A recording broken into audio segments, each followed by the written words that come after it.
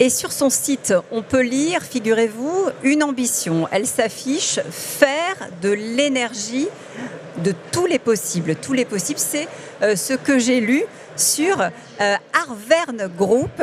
J'ai le plaisir d'accueillir ici, sur Global TV Industrie, le président directeur général d'Arverne Group. Pierre Brossolet, bonjour.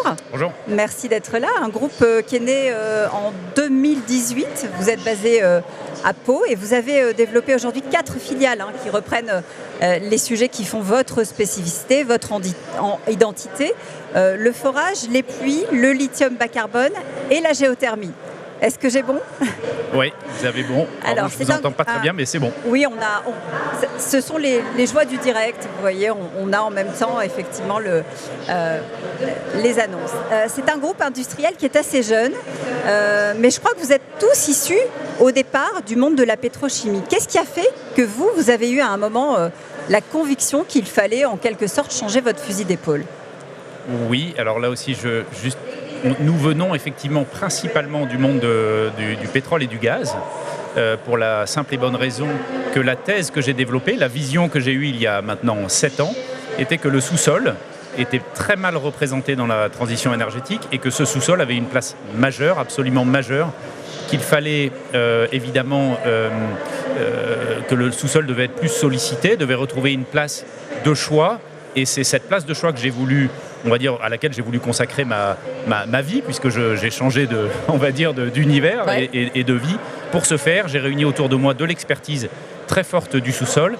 Et nous sommes partis effectivement de rien pour aujourd'hui arriver à une société qui est cotée sur Euronext, je vais vous en parler, de 200 personnes et qui se veut une ambition très forte dans ce monde de la transition énergétique par le sous-sol. Oui, c'était important d'expliquer effectivement comment s'était fait le switch parce qu'on comprend qu'il y a ce changement qui se fait aujourd'hui un petit peu partout. Les expertises s'additionnent chez vous et on est en capacité aujourd'hui de se projeter, de dire... il y a matière à construire un groupe industriel. Est-ce que la suite logique, finalement, c'est de mettre des briques ensemble pour avoir, si je vous suis bien, l'expertise de bout en bout? J'ai un peu l'impression que c'est ça. Alors, il faut parler d'expertise et il nous faut l'expertise de bout à bout puisque nous intégrons, nous sommes un intégrateur et nous sommes un producteur d'énergie. Donc, nous ne développons pas des technologies au service de l'industrie. Nous sommes un industriel producteur, opérateur qui visons à produire de l'énergie du sous-sol, de l'énergie renouvelable, décarbonée, qui passe donc effectivement par la consolidation d'un socle d'experts, principalement de géosciences, donc géologues, géophysiciens, géochimistes, opérationnels, de façon à développer un projet tout à fait novateur, mais qui est quand même assez proche des opérateurs, par exemple pétroliers, sauf qu'on ne produit pas des énergies fossiles, nous produisons des énergies totalement décarbonées et nous sommes nés pour ça. Vous êtes, et vous l'avez dit, entré en bourse en septembre dernier. Votre objectif, c'est de devenir le géant français de la géothermie et du lithium. Comment on enlève les peurs, peut-être, des populations sur ces techniques ou les a priori? Alors, en leur disant la vérité, tout simplement, mais en le disant plusieurs fois, en insistant sur le fait qu'on est devant un principe de réalité qui fait que si la France et l'Europe veulent tenir leurs objectifs, il va falloir développer des concepts tout à fait nouveaux, tout à fait novateurs. Et quand je dis qu'il faut expliquer, c'est qu'on est tout à fait droit dans nos bottes, entre guillemets, quand on vient dire aux gens qu'en termes d'acceptation, d'acceptabilité, le sous-sol a sa place et le sous-sol présente un certain nombre, voire même de nombreux avantages par rapport à d'autres ressources et d'autres énergies. Et d'ailleurs, je vais rebondir sur ce que vous disiez, le champion du lithium, non.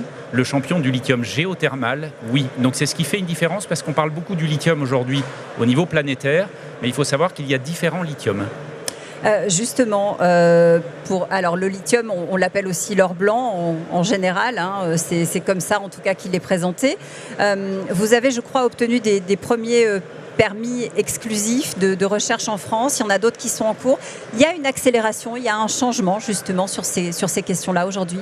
Il y a une accélération qui est provoquée par plusieurs phénomènes. D'abord, je pense que les gouvernements ont ouvert les yeux sur la nécessité absolument nécessaire d'être autonome et indépendant sur la chaîne de valeur des métaux critiques et notamment le lithium en premier lieu, qui est le métal le plus utilisé, le plus convoité pour la fabrication des batteries, donc pour la mobilité électrique.